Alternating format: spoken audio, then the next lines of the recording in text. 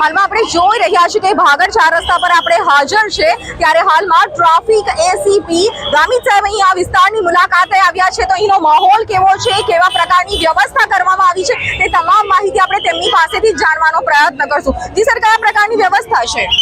આપ તો જાણો છો કે આજે 10 દિવસની ઉજવણી બાદ ગણપતિ બાપ્પાનું વિસર્જનનો દિવસ આજે આવી ગયો છે।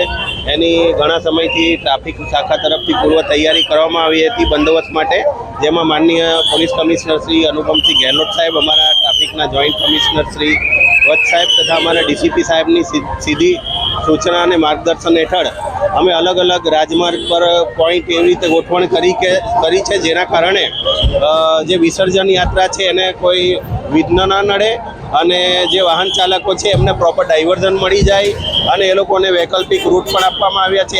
આના માટે અમે જાહેરનામું પણ પ્રસિદ્ધ કર્યું છે અને અમે જેમ જેમ આ પ્રોસેસનો હવે નીકળવાની શરૂઆત થશે અલગ અલગ રસ્તાઓ અમે બંધ કરશું રેગ્યુલર વાહન વ્યવહાર માટે, જેથી કરીને ફક્ત ગણેશજીની મૂર્તિઓને લઈ જતા વાહનો જ રાજમાર્ગ પરથી પસાર થઈ શકે। અચ્છા સર, દર વખત કરતા આ વખતનો માહોલ કેવો લાગે છે? કારણ કે વાદળછાયું વાતાવરણ બી છે ને એવું છે, તો ત્યારે કયા પ્રકારનું તમે અપીલ કરશો?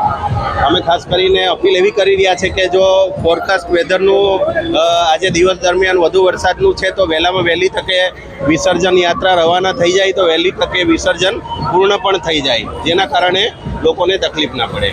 સાથે જ શું લાગે છે કે શું પબ્લિકમાં એટલું અવેરનેસ આવ્યું છે કે વહેલા નીકળે એ લોકો?